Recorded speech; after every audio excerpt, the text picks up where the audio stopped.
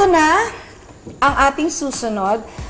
At alam mo, ito medyo serious to ha. Kasi para Medyo sa ating... lang, ha? Medyo lang. Hindi talaga. Para sa ating mga masuswerte at nabiyayaan ng lahat ng senses, minsan may mga bagay-bagay tayo sa paligid natin na we kind of take for granted. So, meron akong itatanong sa inyo kung sino man ang may mga na-experience na ganito. Pakisagot na lang. Ayan. Bulag. Kitang-kita ko ang lahat, pero pinili ko na lang magbulag-bulagan. Meron ba kayong mga na-experience na ganyan? Na feeling nyo? Meron. Ay, meron. Sige nga. Pinakatangan ko. Nakasalubong ko. Nagipit pa ako. Nakasalubong ko, nagbulag-bulagan ako. Parang pareho rin yung experience ko sa bulag-bulagan. Akala ko naman may na-experience nga na medyo serious, di ba? Oo. Parang bulag-bulagan ka talaga. Kwento sa kwento ko eh. Nasa bar ka, andun yung ex mo sa harap, gumanin ka lang.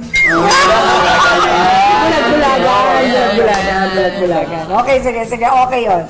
Pipi! Ang dami kong gusto sabihin, pero pinili kong maging pipi. Or manahimik Or na lang. manahimik na lang.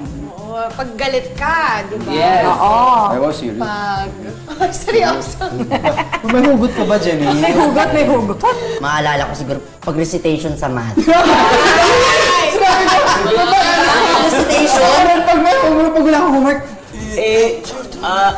Di ba tatawagin ka tayo? Ganyan, stand up. Ganun ka na lang. Kasi may short throat ka, di ba? Di ka para iba yung tawagin. Ayun, tama. Huwag niyo sundan kami ni Bubay, ha? Wag. Bad.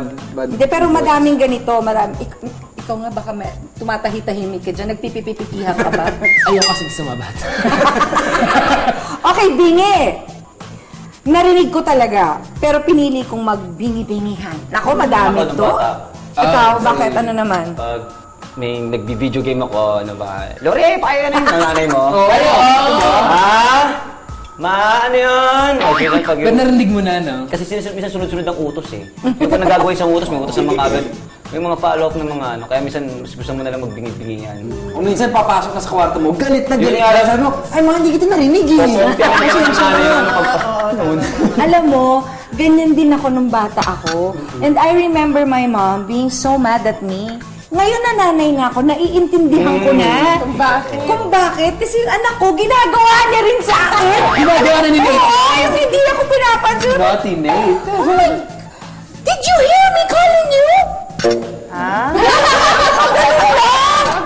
Inisip niya nun, sasabihin ko ba? Oo, ganun. Kaya sabihin kong hindi. So ngayon, tinuruan ko siya na, no, you have to acknowledge mommy whenever mommy's calling you. Kasi pala, nakakasira talaga ng ulo. Kaya pala, ngayon naiintindihan ko na yung nanay ko. Nadineded mo ako nung ako. O kasi hahanapin mo yung anak mo nun, no? Oo, diba?